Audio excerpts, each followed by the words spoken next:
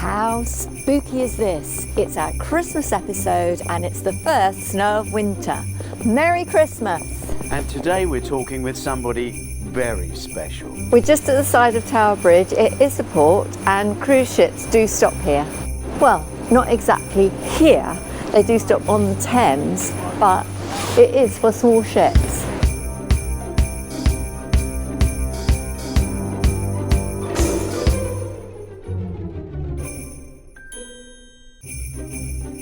We're visiting a very special small ship.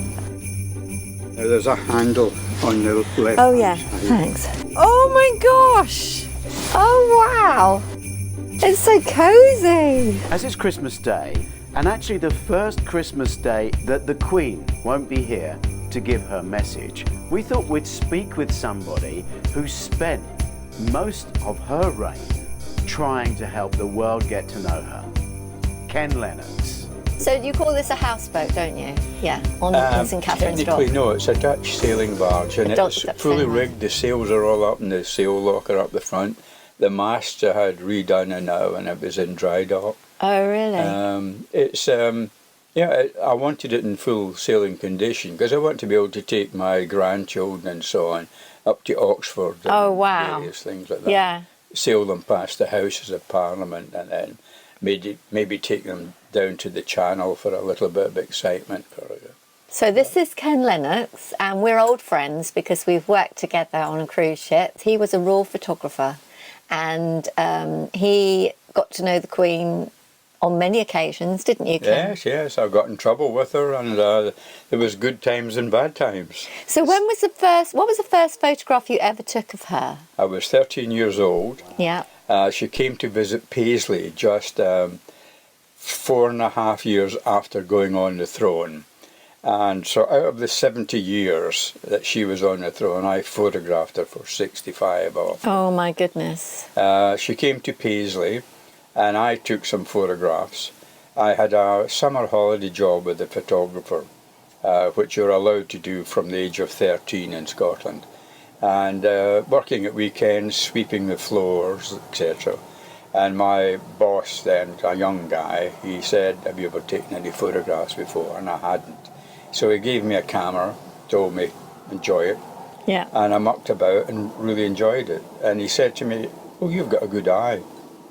And he let me do some sort of minor jobs. So I was still in school, and the Queen came to Paisley, and the schools lined up a section outside Paisley Abbey. And she crossed the road and passed within about 10 feet of me. And she looked great and gave a big smile, which was just right into the camera. And I gave it to my local paper, and they said to me, "You should try the Daily Express with that photograph." Wow. Nice. So I sold it to Daily Express for 22 guineas.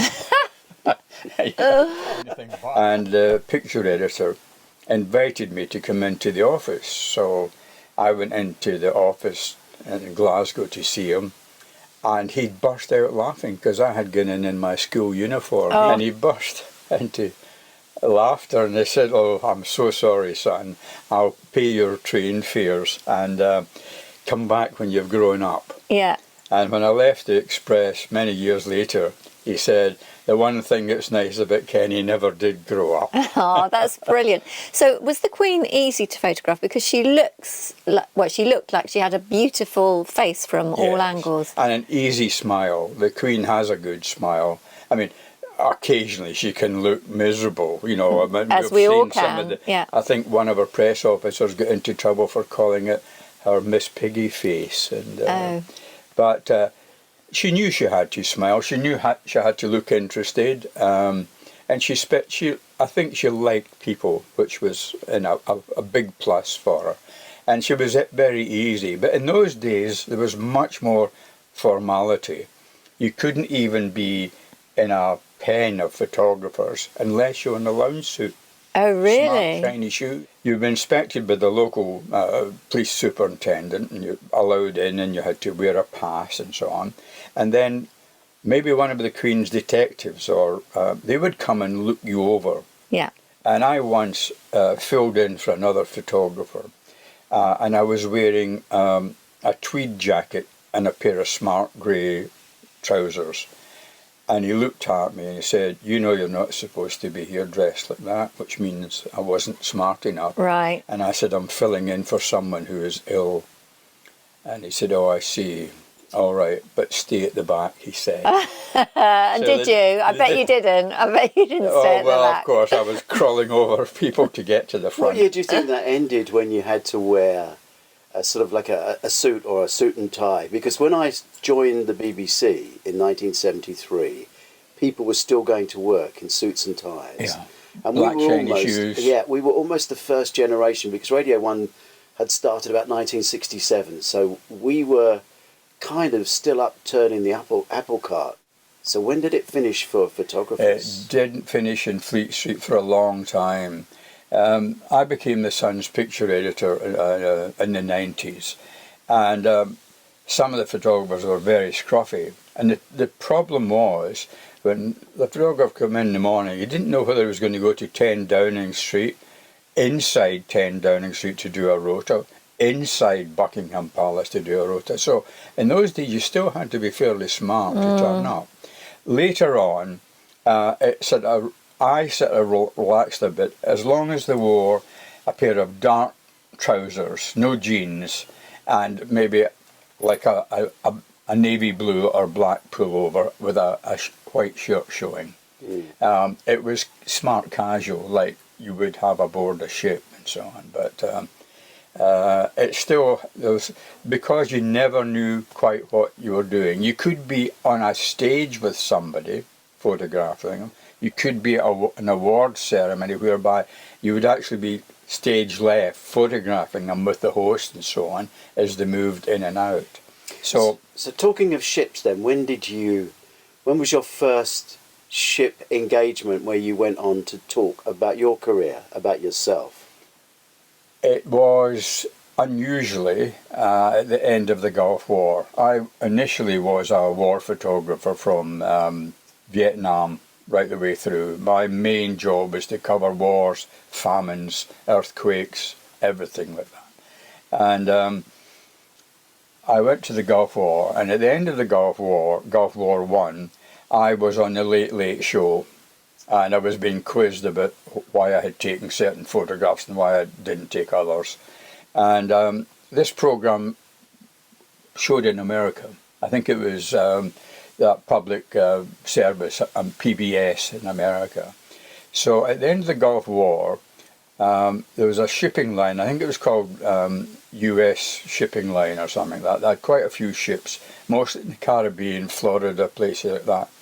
And they said they'd given over 3 ships to the veterans from Gulf War. It was out of season, you know, sort of January. And they said, if you come over, you can hop between ships and do the lectures, because the soldiers, airmen and seamen are going to be on for 3 days. And at the end of the 3 days, everything's free. They can drink themselves silly in a bar. And then they go home. And another crew come onto the ship. So I think it lasted about 15 days. So there was 9 shiploads. And I had to hop ships and do the story and show the pictures I'd taken at Gulf War One. And so I thought, what an easy job this is going to be, because nobody's going to leave the bar to come and listen to me in the ballroom. So I'll get up there, I'll talk to myself for 10 minutes, then I'll go and join the guys in the bar and have a really good trip. So my flight was late, and when I got there, they were waiting for me at the airport. And I said, everybody's waiting for you, Ken. When you get there, straight onto stage, no time to prepare. We'll fix you up with a head mic, etc., etc. Scary. So I got on there, and this ballroom was full of guys. You could feel the tension. They did not want to be there to listen to some limey talking about the war that they had been in. So I'm thinking, what am I going to do? What am I going to do? So they mic'd me up and got everything ready. Introduction lasted 2 minutes. And they said, Ken, I stepped up to the microphone. I said, could a couple of you guys at the back just lock the doors down for me? And everybody went, what's he talking about? I said, it'll only take a minute and I'll explain right away. and they said, that's it, doors are closed. I said, right. Somebody here shot me in the groin during this last war, and nobody leaves this room till I find out who it is. Well, That just broke the ice. laughed. Yeah. And I did sort of 25 minutes, and there was about 10 minutes to go, and I said, look, rather than me do a question and answer, I would like to invite anybody here who's got a FUBAR story. FUBAR is the American military equivalent of a F-up, you know. All right. No hero stories, just bad stories gone wrong. So they come up, and it was hilarious how everything had gone wrong. One guy told this lovely story that he collected hundreds of Iraqi helmets and stuck them in the back of a truck. Now, a lot of people who go to war don't ever see the front or any action. Yeah. So he took this truckload back to the nearest PX and sold all these helmets for $15 a piece to guys who would never get near the front line. So they could take them home. Take them home and say, they were yeah. heroes to their Yeah, families and yeah. so on. So now you can. Now I've seen you, and I just want to get you back to the Queen, really, because on the ship now, some of these theatres have 1,000 people sitting Yeah. down. Yeah. And you fill the theatre, and you tell story after story, and you could hear a pin drop. People listen to you talking about the Queen, and it And with doesn't your beautiful faze you. photos as well. Doesn't Yeah. phase you at all now, does it? No, it doesn't. It doesn't faze me because I'm talking about something I've done. And the photographs are there. I've got no script. I don't know what I'm going to say when I walk up to the microphone, because it can change if one photograph seems to draw attention. I've got lots of funny stories about things going wrong, things going right. I've got a story about the D-Day celebrations. Oh, okay. I'll give you a brief. The Queen's there with all the heads of state that had anything to do with the war, including the Germans and so on. And they're going to stand on the Normandy beaches and have a photograph taken there. In the morning, they're going to visit the graveyards for all their own country people who Yeah. died and so on. So we go along there. I go to the graveyard with the Queen. The Queen weeps buckets. Oh, really? And then later on, there's a march past, and the Queen's on a dais, and all the old soldiers who were there at D-Day march past her. Very moving. And the terrible thing about the graveyard was, you know, a sergeant at 21, a soldier at 19. It's all that, and it's always the boys that dies, I think. So the Queen obviously was very moved by this. And then just after lunchtime, there was this photograph on the beach with the Queen, Mitterrand, American President was Ronnie Reagan, Helmut Kohl was there, everyone who had a part of the war. And once they did this, the Queen was going to walk on duck boards up through the sand dunes to where the Royal Helicopter was waiting. So the Queen's press officer was there, and Ron Bell from Press Association and I, with only two Brits on the beach. And we said to him, is there any chance you could take our films back and we could have them picked up at Buckingham Palace hours before we could get there? And he said, I'll ask. So the Queen is coming up the duck boards with Mitterrand, and behind is the Royal Equerry, and we're trying to, the Royal Press Officer, we're trying to look to his face to see if there's going to be a yes or a no. So we're not ignoring the Queen, but she comes right up, and the two of us, Ron and I, do a little head bow like that, and the Queen comes over to us, opens her handbag up and holds it out and says, I believe you've got something for me, gentlemen. And Ron and I, you know, freeze on the spot and put our little envelope with our films in it. So I phoned the office and said, I've got a courier come back with her. A courier? Yeah, in a helicopter. A courier in a helicopter. Where's that going to land? Inside Buckingham Palace. The Queen is bringing back my films. And they thought, he's gone potty. People say to me, were you friends with the royal family? I said, no. any journalist who says that has lost the plot. Yeah. He's got red carpet fever. He's got too involved. We have a working relationship to us. And what a lot of people don't understand, there is an official press, accredited press, who go on tour. We're not paparazzi. We are actually given the spots to take the pictures. Yeah. Sometimes they're amazing. I was in the running board of an ancient Rolls Royce in Sydney, Australia, 3 feet from the Princess of Wales, going through the crowds at the Sydney Opera House, and being held on by an Aussie cop. Oh. Who was the last thing he wanted to do was hold on to me. Yeah. Can I just want to go back to this thing about you being friends with the royal family, and I understand what you're saying, but then looking at our industry where we spend so much of our lives away and you're working together, you may be underestimating really how close you were. I know what you're saying here, but, and there's times where incredible things happened. We just finished Australia and New Zealand, and at the cocktail party, Princess Diana comes straight across to me at the end, and she said, "Are you coming to Canada, Mr. Lennox?" I said, "I don't know yet, Mum."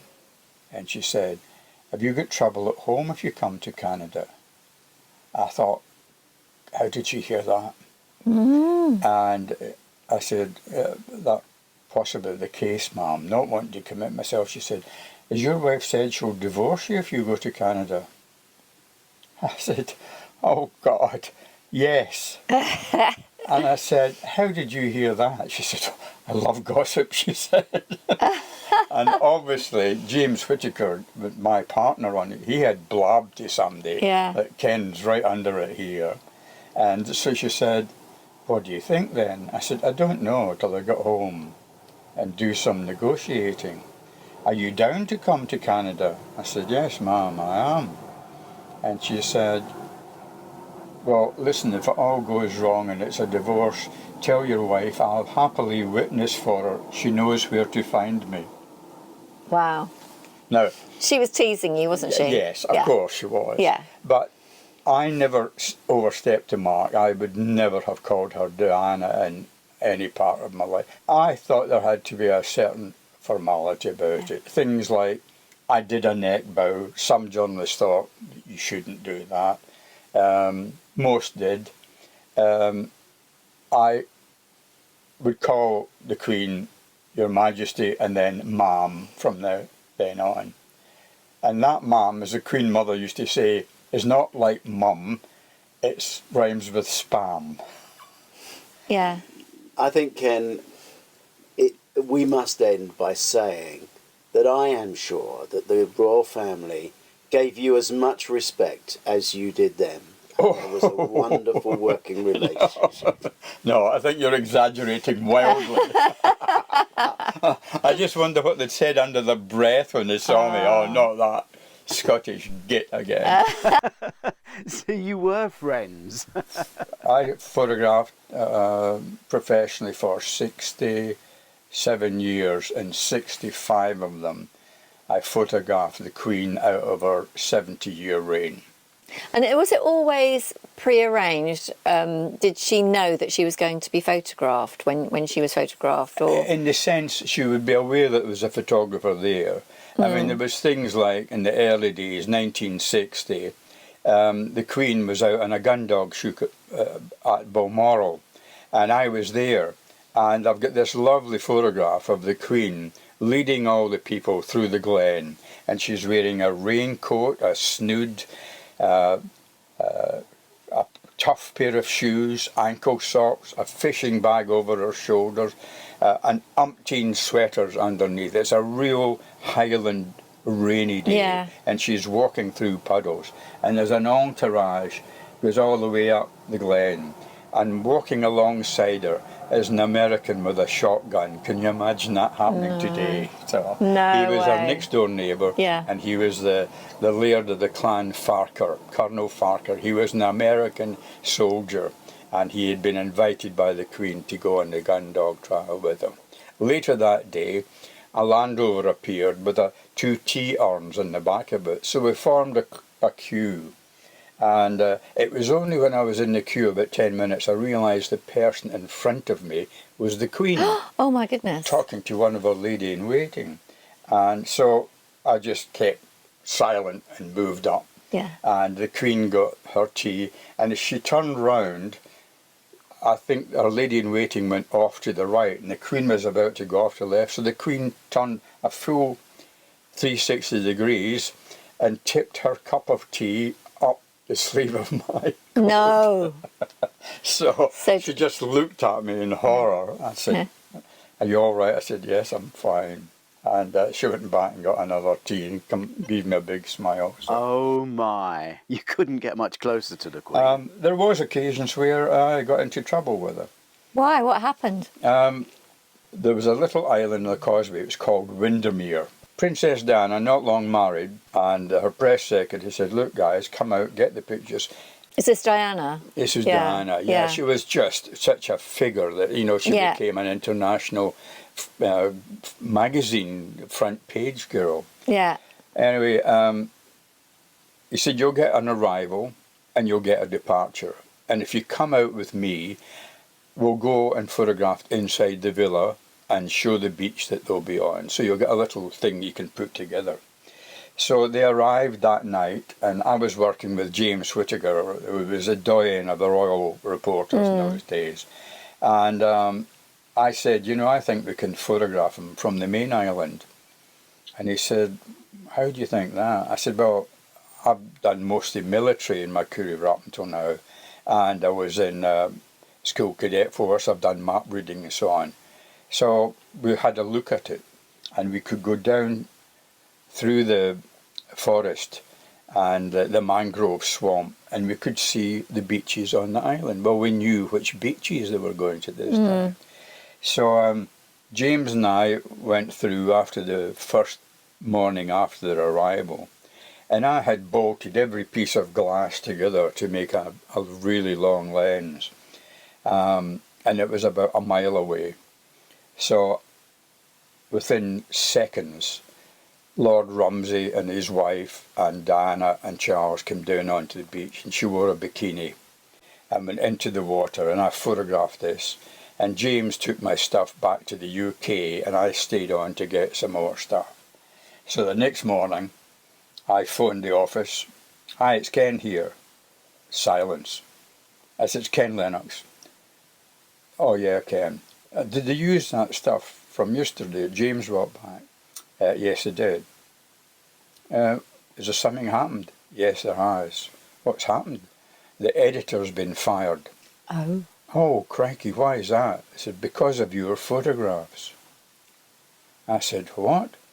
And I could feel the heat coming up behind my ears. I said, "What happened?" He said, "The Queen has issued a statement saying that this is the blackest day in the history of her British press."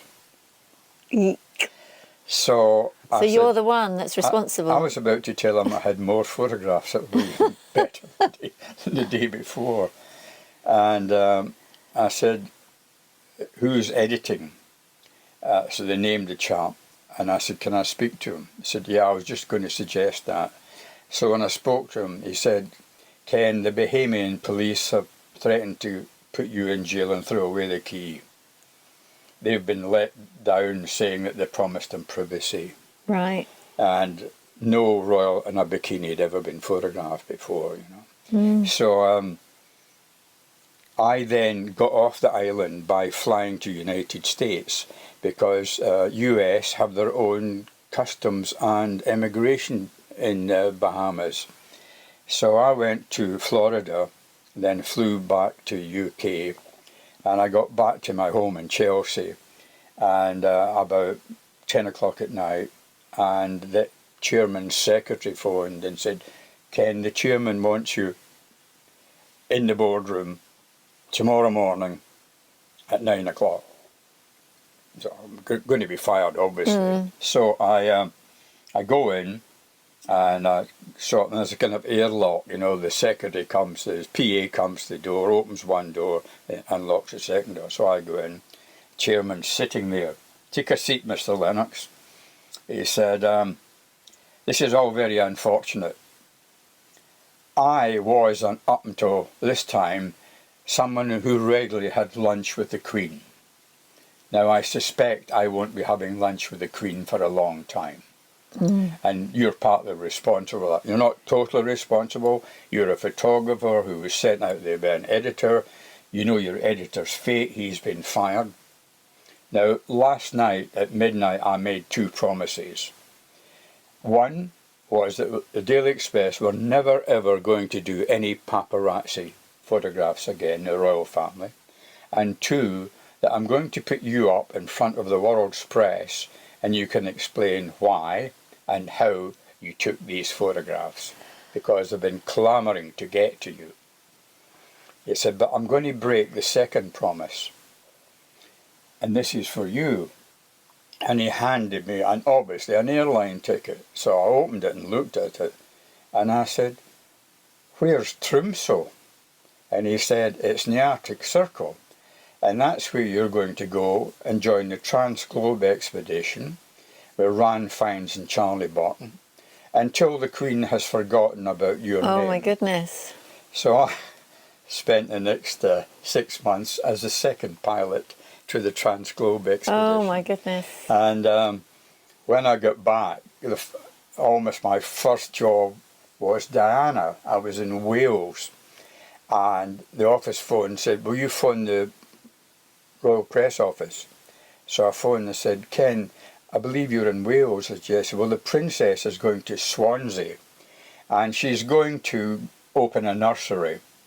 And the photographer who was due to do that was from Woman's Own, and he's been involved in a car crash and is injured. And you're the only national newspaper guy who can get there in time." So I said, "You know the circumstances?" "Yes, yes, of course, Ken." So I went down to this nursery, and I got in. I went to the back of the nursery, and there's children at chairs and doing little exercises around. And the last is a little table with children having a tea party on it, with jelly babies as the food, Yeah. in little cups. So Diana comes into the room, and she's very good at this. She spotted me in a fifth of a second, Right. although I was 60 feet away from her. And she turned her back on me and walked backwards all the way down through this room. She got to the table and she knelt down, and one of the children offered her a little plastic plate with a jelly baby on it. She didn't eat it, but she held it as if she was about to eat it, and I took the photograph.